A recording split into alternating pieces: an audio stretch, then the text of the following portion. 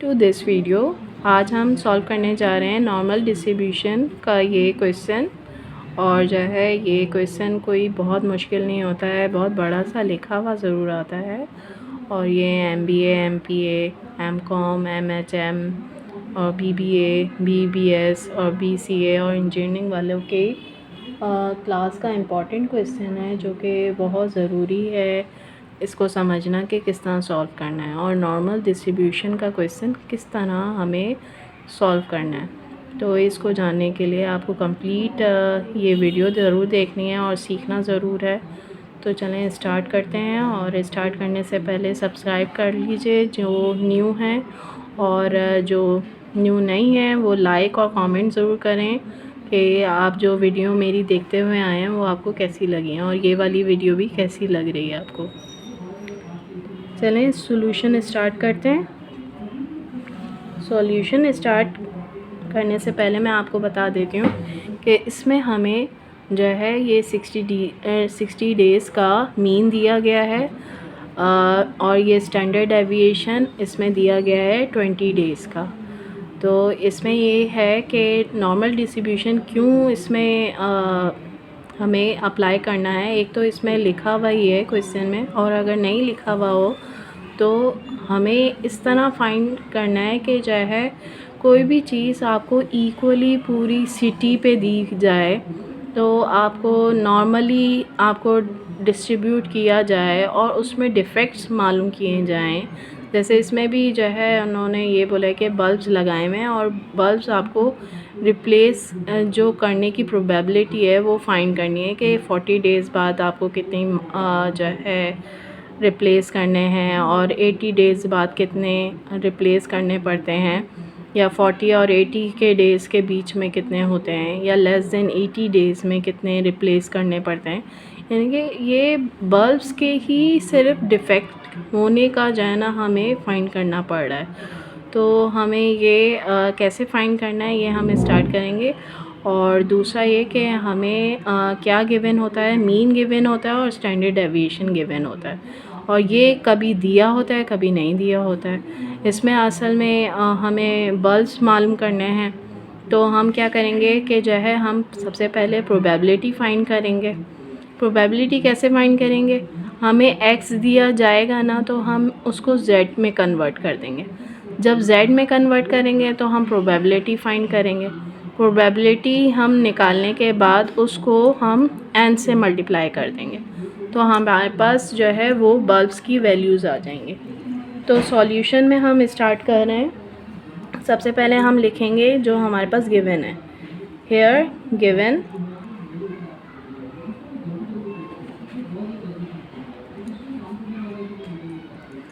mean life of light bulbs,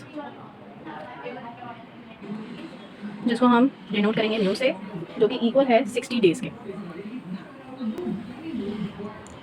अब ये देख लीजिए कि मैंने ये गिवन लिखा है standard deviation life of light bulbs, जो कि सिग्मा है हमारा 20 डेज़ का, और total number of light bulbs हैं जो कि है 10,000।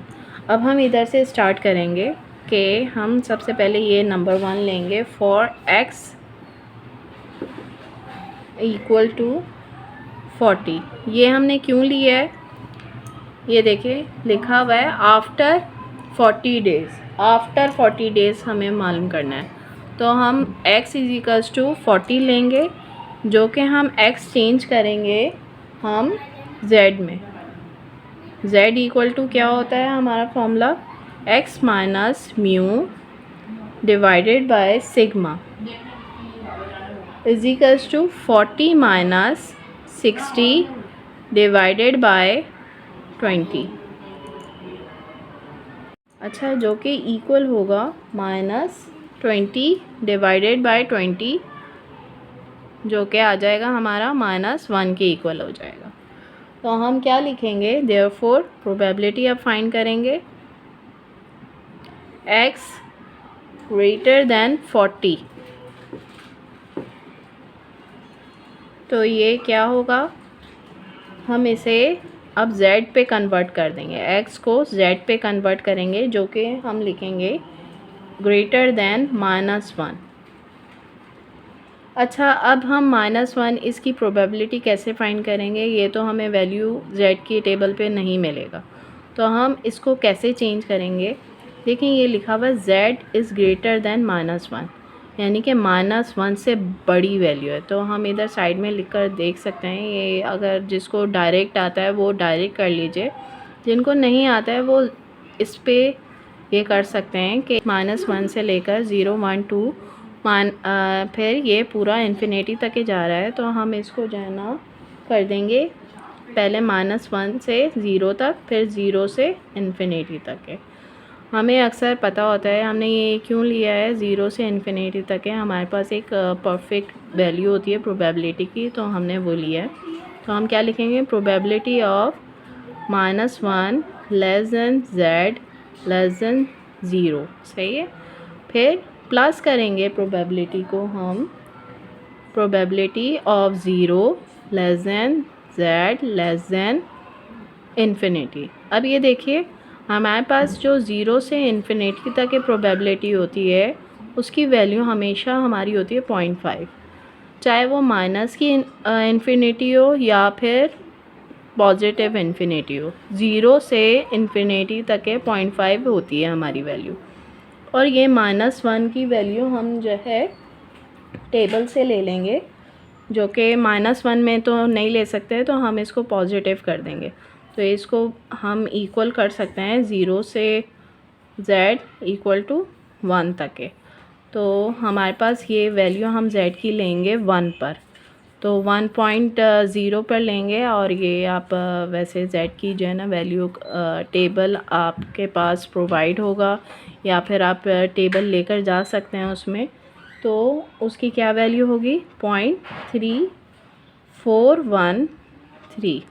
तो ये वैल्यू कैसे निकलती है कि इधर z की वैल्यूज़ दी हुई होती हैं, तो इधर 1.0 पे जो वैल्यू इधर आ रही होगी ना हमारी 0 पर आ रही होगी, वो वैल्यू हम ले लेंगे, जो कि है 0.3413। तो वो वैल्यू आप टेबल से देखकर इधर लिख लीजिएगा। 0.5 उसमें ऐड कर देंगे, और जो कि हमारे पास ऐड करने के बाद आ जाएगा 0.8413 will have to be replaced after 40 days। हम क्या करेंगे कि वो जो हमें फाइंड करना है, हम क्या करेंगे कि हम उसे 10,000 से मल्टीप्लाई करेंगे। इन्होंने हमसे बल्ब्स की वैल्यू मालूम करने के लिए कहा है, प्रोबेबिलिटी फाइंड करने के लिए नहीं कहा है। तो हम प्रोबेबिलिटी को इससे मल्टीप्लाई जब करेंगे तो हमारे पास ये वैल्यू आ जाएगी एक, जो कि होगी 8413। इतने बल्ब्स होंगे जो है ना हमें रिप्लेस करने होंगे आफ्टर 40 डेज़ के। अब हम नेक्स्ट आ जाएंगे, जो हमारा नेक्स्ट क्वेश्चन है। क्या नेक्स्ट क्वेश्चन है हमारा?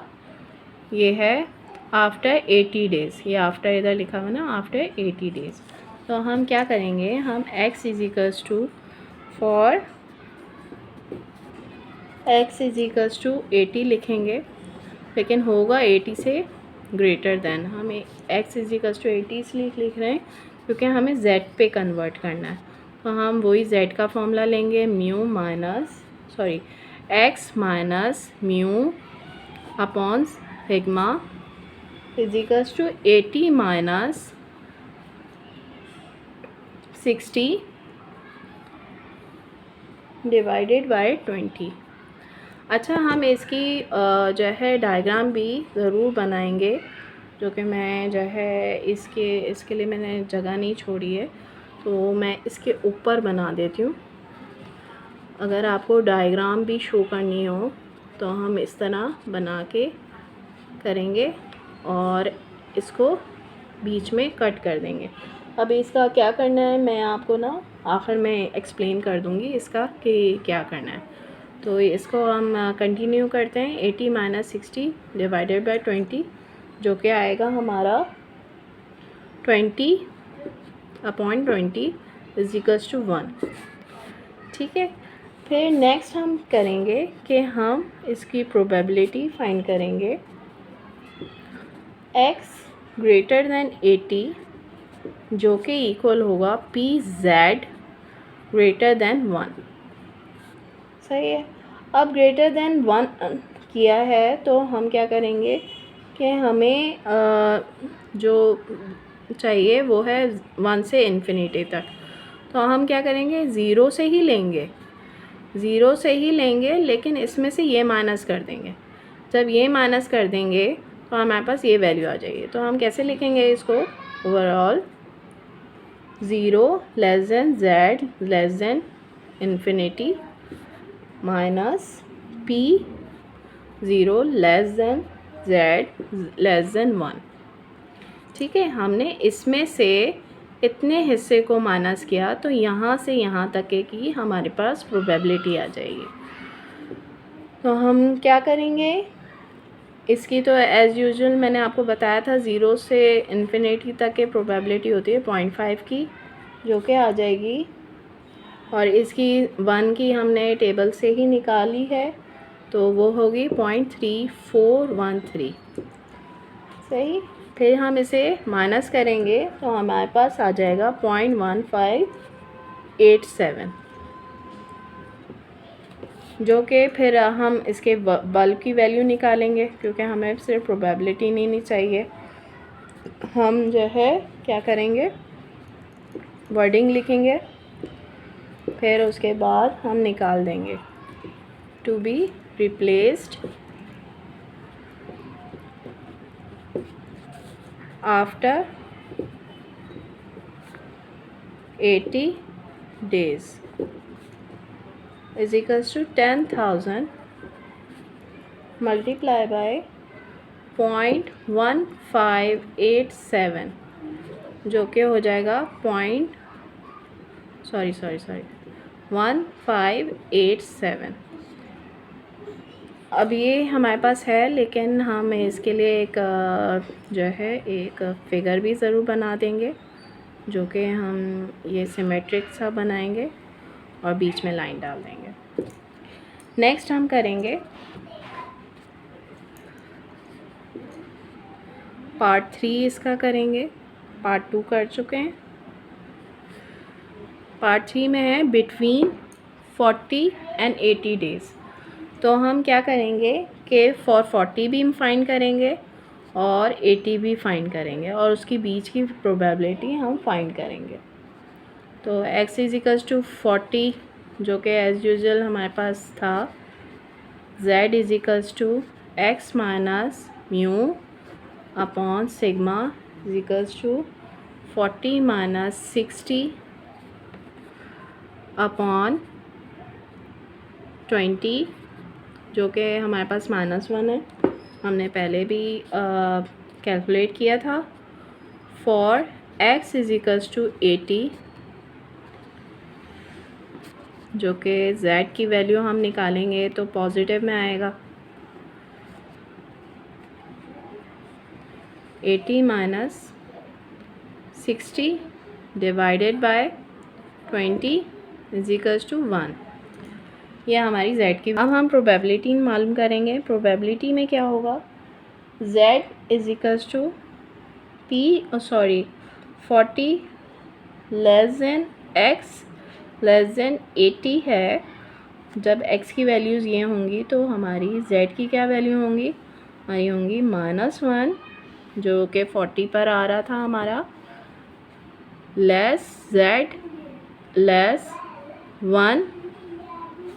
तो हमारे पास क्या होगा कि हम अब ये देखें -1 है, फिर ये 0 है, फिर 1 है, तो ये इस इधर से इधर तक है, -1 से 1 तक है।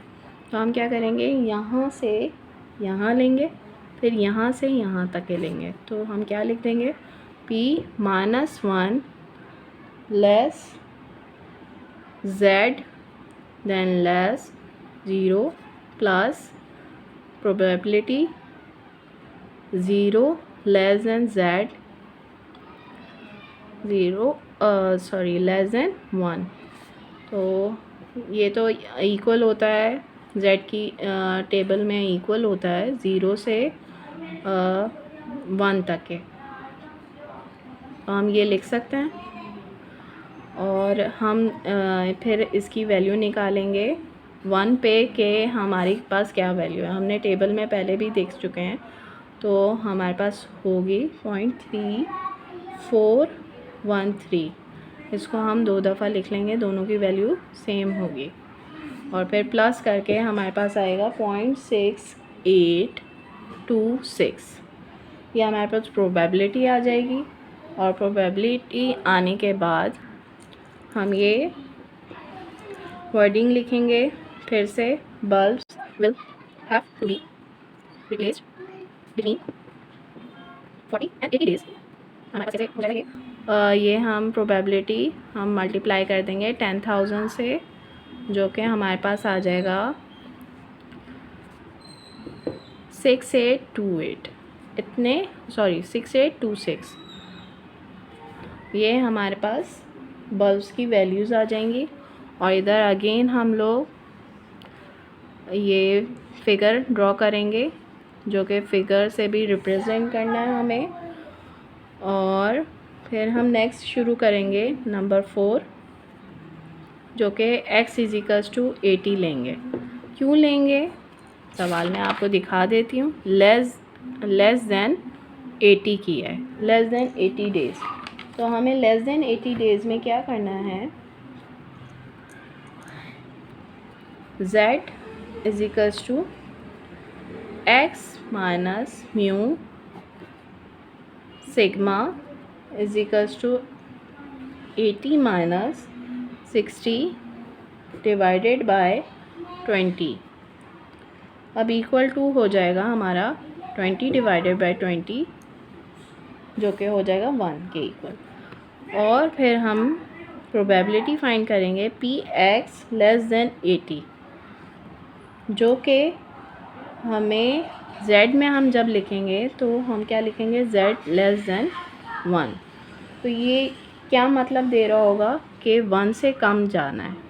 तो ये क्या हो रहा होगा, हम जब लेंगे तो ये होगा 1, फिर होगा 0, लेस में जाना है ना, तो ये -1, फिर -2, फिर करते करते -इन्फिनिटी तक जाएंगे।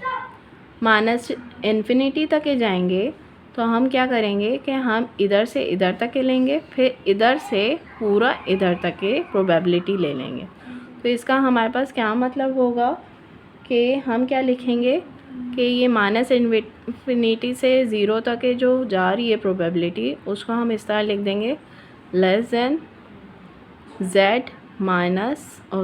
Less than 0। और प्लस कर देंगे probability 0 less than z less than 1। सही। अब ये इक्वल होता है, बिल्कुल इक्वल होता है 0 less than z less than infinity. जो -इन्फिनिटी तक के -इन्फिनिटी से 0 तक के जो प्रोबेबिलिटी होती है वो भी इक्वल होती है 0 से इन्फिनिटी तक। और इसकी वैल्यू तो हम एज इट इज़ अभी मैं लिख लेती हूँ, वैसे टेबल से हम ले लेंगे। और हमने पिछली दफ़ा भी बार बार ली है। तो इसकी हो जाएगी 0.5 और इसकी हो जाएगी 0.3413, जो कि प्लस करके आएगी 0.8413। फिर हम इसकी वही लेंगे, जो कि होगी bulb will have to be replaced less than 80 days, जो इक्वल हो जाएगा हमारे 10,000 मल्टीप्लाई बाय 0.8413। इससे हम मल्टीप्लाई करेंगे तो हमारे पास वैल्यू आ जाएगी 8413 की, ये वैल्यू आ जाएगी। फिर उसके बाद हम जो है ना ये फिगर ड्रॉ कर देंगे रफली सा। और 4 में हमारे पास ये ऑलरेडी हमारे पास ये क्वेश्चन लिखा हुआ था, मोर देन 80 डेज़ है। तो ये 80 पे हमारा जो है बिल्कुल वही था, आफ्टर भी वही था। तो यही इसी की वैल्यू होगी। तो इसी की वैल्यू होगी तो हम ये लिखेंगे सेम एज नंबर 2। का सलूशन होगा। अच्छा, फिगर को कैसे हम लोग करेंगे कि हम ये यहाँ पर लिखेंगे म्यू की वैल्यू जो कि होगी हमारे पास म्यू की वैल्यू हमारी है 60। इधर ही हमारा जो z की वैल्यू होगी वो होगी 0। जब म्यू 60 होगा तो म्यू की वैल्यू पर हमारा z 0 होगा और x इजिकल्स टू 40 लिखा हुआ है। तो जो कि z की वैल्यू माइनस पे थी, ये देखिए माइनस पे थी z की वैल्यू, जब हमारे पास 40 था तो हम इसको लिखेंगे इधर x इजिकल्स टू 40।